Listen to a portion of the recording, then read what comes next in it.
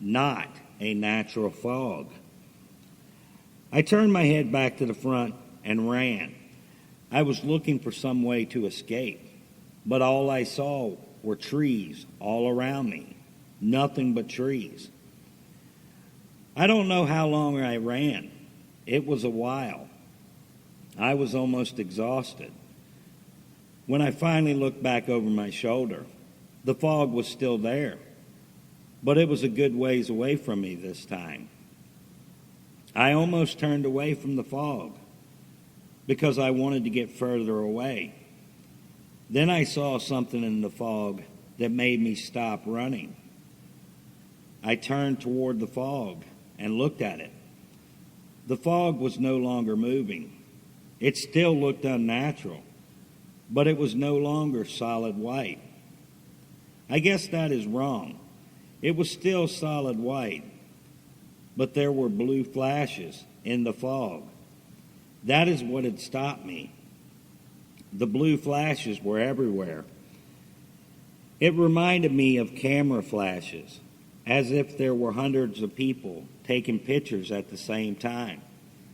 The sight was very interesting, although I had no intention of sticking around for long, because while the blue flashes were interesting, the fog was not. I began to turn away from the fog. Then I turned back. Something had changed. The blue flashes were gone. Now the flashes were yellow and red. I stood there looking at the flashes, then began to hear a low rumble. I began to realize that the fog was moving again. It was coming my way, and it was coming fast. It closed the distance between us in the blink of an eye. I hollered out, turned, and began to run. I kept looking back over my shoulder. The fog was right behind me. I couldn't get away from it. I continued to see the yellow flashes in the fog. This is what Madame Talitha had told me about, warned me about. The inevitable finally happened. I finally tripped over something because I was watching the fog instead of where I was going. I fell, hit my head, and the darkness began to overtake me. Just before the darkness overtook me, though, I clearly saw into the fog for just a moment and understood why all this was happening. I saw a school bus in the fog. Its yellow and red lights were flashing, and I saw the number of the bus, 67. Bobby Richards was back. He was back, just as he promised he would be, if I didn't finish writing his story. I didn't see Bobby, but I didn't need to see him. The bus was enough. The darkness finally overtook me. Part 22. A nightmare inside a nightmare inside a nightmare. I jerked awake, looked around. I was back in the pizza pub. I looked around. The place was crowded, but deathly silent. Everyone was staring at me. I looked away from them, realizing that I must have been screaming. I had been having a nightmare after all. I touched my head where I remembered hitting it. There was no bump there. Damn it. I'm getting out of here. I've had enough of the lake, and I have definitely had enough of these nightmares. That's what this has to be, even though I thought I was awake. That would be a great idea for a story, a nightmare inside a nightmare, inside a nightmare. It should have Poe's quote at the start, "All that we see or seem is but a dream within a dream." Interesting idea, but not much fun to have it happen to you, I thought. My bill was on the table. I put a 20 on top of the bill, grabbed my notebook, and got up. I walked out of the side door without looking around, but I could tell that everyone was still watching me. It was too quiet in the pizza pub. You could have heard a pin drop. I walked out. I didn't look at the strange little door. I wasn't going there again. I began to walk toward the stairs, then changed my mind. I wasn't going to walk by that grassy area again either. I had been there and done that. I should have got a shirt out of it, because the grassy area had sent me on a ride that I personally had no intention of ever taking again. Once was enough, too much in fact. It had been a real nightmare. I took the walkway past the pizza pub and began to walk by the art gallery. I glanced through the window, then stopped and took a step back. One of the paintings on the wall had caught my attention. It was a painting of the sunset on the lake. It was beautiful, but that is not what had caught my attention. What had caught my attention was a dark figure near the bottom left of the painting. It was human-like. It had seemed to be moving when I glanced at the painting. The figure wasn't moving now. It was just standing there. Of course it was still. It was in a painting, and nothing ever changes in a painting. They are inanimate objects, after all. I looked at the painting for a moment longer, then began to turn away. I saw movement out of the corner of my eye, and I looked back at the painting. Nothing was moving. It was just a painting. I began to look away from the painting, then looked at it again. The painting was different. The dark figure wasn't in the same place as it had been a moment before. It was a little bigger, as if it were closer. I stared at the painting.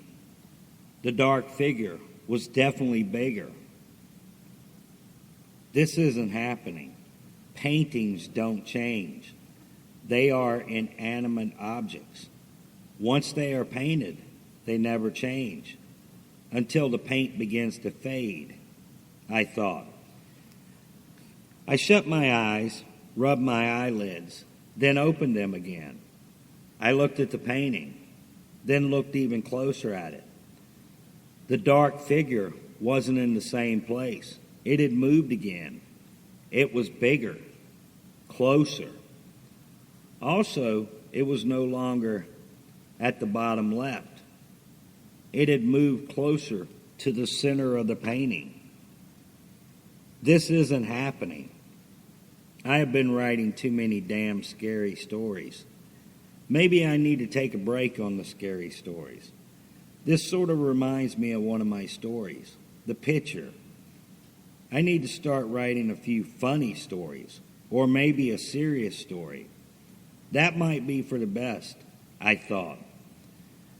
I began to turn away from the painting, then saw movement from the corner of my eye and looked at the painting again.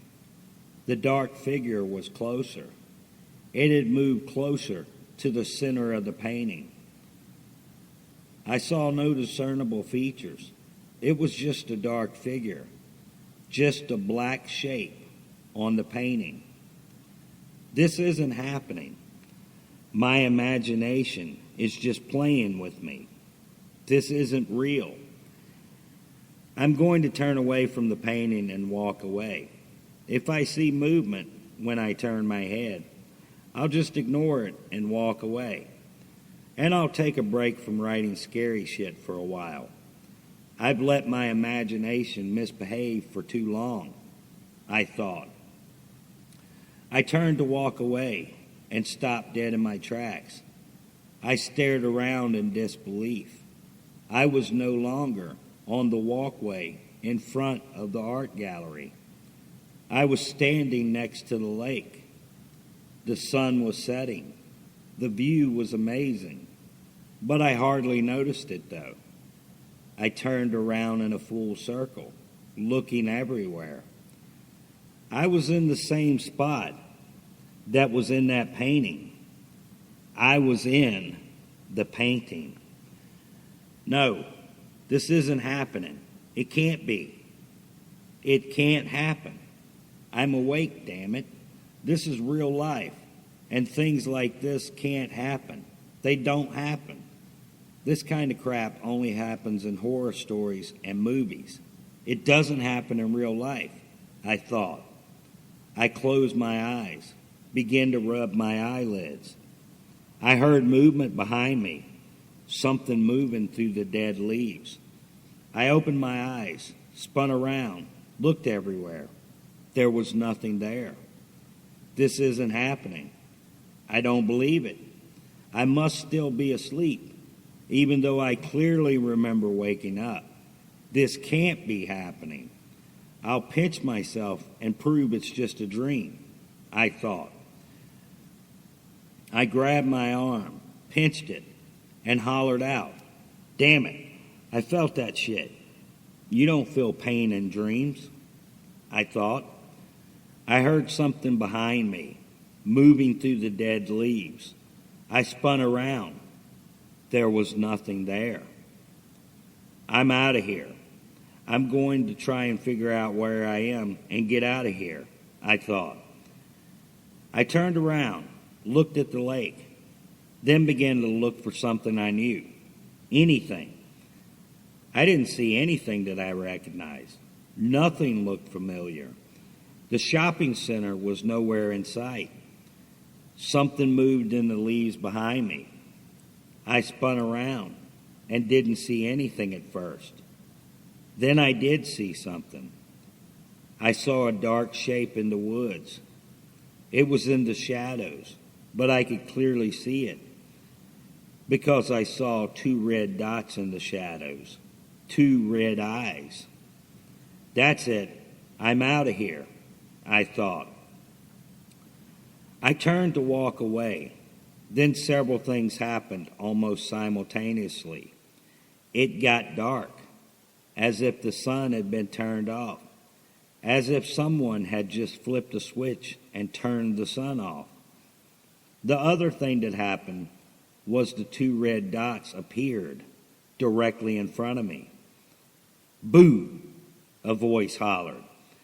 I jumped, hollered out, began to back away, and tripped.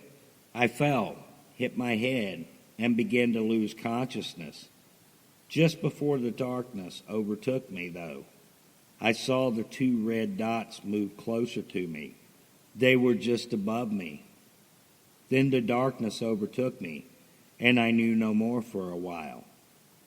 Part 23. A reflection following me. I woke up, looked around. I was back in the pizza pub. It was quiet. Too quiet. I looked around. Everyone was watching me. The place was packed, but they were completely silent. Most everyone had a shocked look on their face, with wide open eyes and their mouths hanging open. You could have heard a pin drop. It would have been comical under other circumstances, but I wasn't amused. I knew I had been screaming. I looked away from them, saw my bill, and put a 20 on the table. I grabbed my notebook, stood up, and walked out of the side door. I didn't look at anyone in the pizza pub. I knew everybody was watching me as I walked out. I could feel their eyes on me. I also didn't look at that strange little door. I decided to go the long way around. I wasn't going down the stairs toward the grassy area. I also didn't want to walk by the art gallery again. I was running out of options. I had 3 choices left. I decided to go up the stairs, the ones that are next to that strange little door, but I didn't look at the door. I did hear strange sounds. They were coming from behind that door, but I ignored them and walked up the stairs. I wasn't playing that game again. When I got to the top of the stairs, I began to walk toward my Jeep. I didn't look